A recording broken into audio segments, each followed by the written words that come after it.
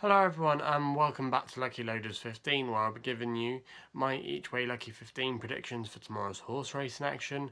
As usual, it was a bit of a disappointing day today really, only one place on the card for us, and that was Skew Whiff at Ludlow for Evan Williams and Mitchell Bastion.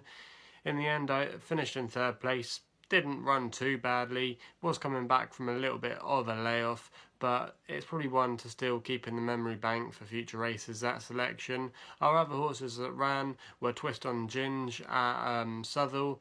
Didn't run too badly, finished in second place in the end. Because there was a non-runner, there was only 4 runners in the end, which meant it had to win to get any profit or any money back.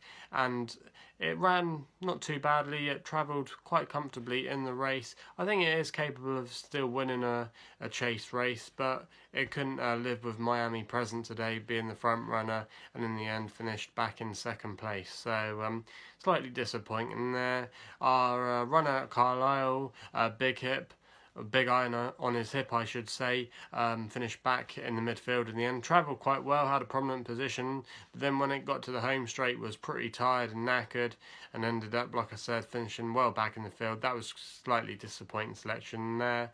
Our other runner was Over in Ireland, that was the nap for the day. Mick the driver was quite well backed in the end, but couldn't live up to expectations. Probably did need the run, but if you actually look at its past history, that didn't normally seem to be a problem for it, but maybe you could give him the benefit of the doubt for today's run, returning from a layoff, and maybe he can go better next time, and maybe he's more of a chaser than a hurdler, so it'd be interesting to see if he can bounce back in future.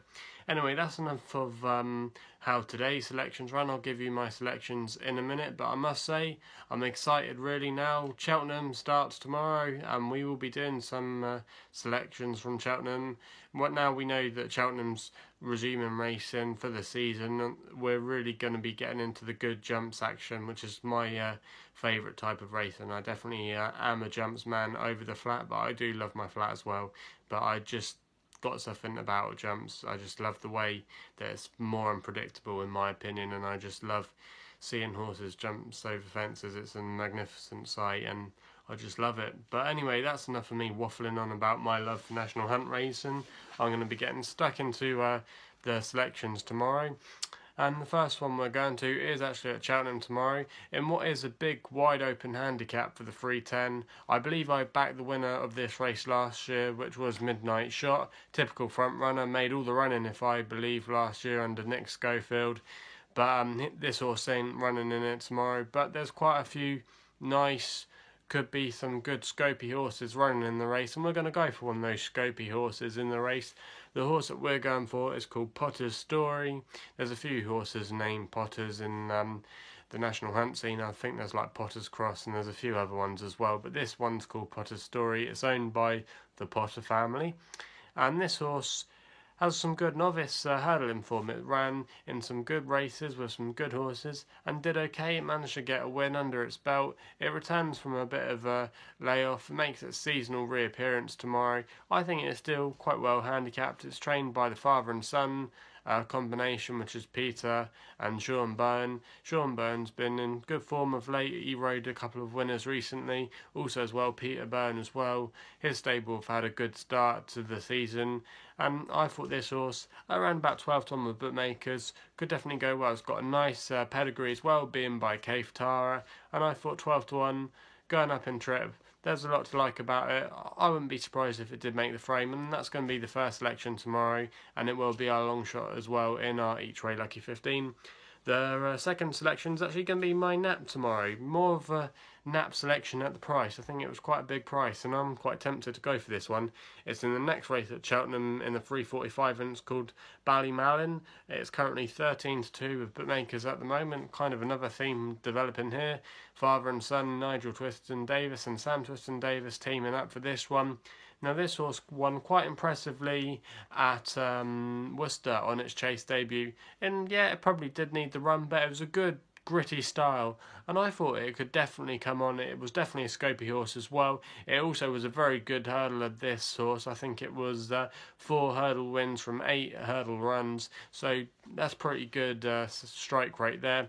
Also as well, Nigel Twiston Davis normally has a good combination from putting his hurdlers up to chasers, and I thought 13-2, you know what, wasn't a bad price and could definitely be a bit more of a dark horse, and maybe it could be a well back one tomorrow. And I thought 13-2 was a good price to be getting stuck into.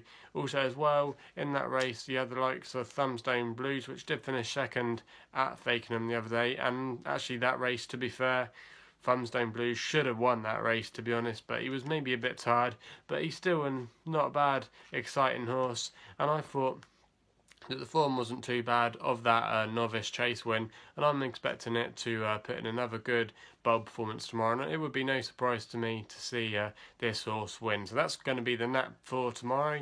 The third selection sees us go to Newbury in the 4:35, and we go for a horse here called Dark Magic. It's currently 5-1 with bookmakers, trained by Dean Ivory, and Robert Winston will take the ride. Now, Dean Ivory had a Group 1 win at the weekend with Le Brise Breeze at Ascot on Champions Day. It was a nice performance there. Also as well, he's had quite a few winners. I think he won the Stewards Cup at Glorious Goodwood as well. So his stable have been churning out the winners, and I thought Dark Magic was an interesting contender for him tomorrow. This horse has only had 2 starts so far in its career, slightly raced, but last time out it won a maiden at Windsor a couple of months ago, back in July, on soft ground, and the going at Newbury currently is soft, so that shouldn't be an issue for it. Carrying a nice lightweight, is a good improving horse on paper, got a nice pedigree, and I thought 5-1 it could definitely make the frame, and I saw that being there or thereabouts. So that's the third selection there tomorrow, Dark Magic in the 4:35 at Newbury. Now our last selection's over in Ireland at Dundalk on the all-weather in the listed race tomorrow in the 7:30, and we go with a horse called Hunanena, I think that's how you pronounce it. Anyway, it's currently 4-1 with bookmakers at the moment, trained by Michael Halford. Pat Mullen, great jockey, takes the ride, good jockey book in there. Now this horse won quite impressively last time at Dundalk. It's got a 100% record from running at Dundalk from two, and I thought it could easily follow up and get a third win at the course. I thought 4-1 wasn't a bad price. It showed a really nice turn of foot last time, over 7 furlongs. It's going up in trip to a mile, but I definitely thought that would be in its favour with its turn of foot that it showed last time out. It also meets a couple of horses that were in that race as well, and I thought if it's anything like it ran last time, it should definitely be able to cope with the rising class listed company. So that's the last selection there, Huena at 4-1 at 7 in the 7:30 at Dundalk. So that's all I've got to say for tomorrow's selections. I will upload a loader lot tomorrow on Twitter, which you can check us out there at Lucky Loaders on Twitter. There'll be some more Cheltenham and Doncaster predictions probably going on there, so watch out for that. Also as well, please subscribe to the channel. Thanks for your support so far. Like I said, I've got that big announcement that should be coming up next week. Also as well, gamble responsibly, don't lose too much money hopefully from my selection. So that's all I've got to say.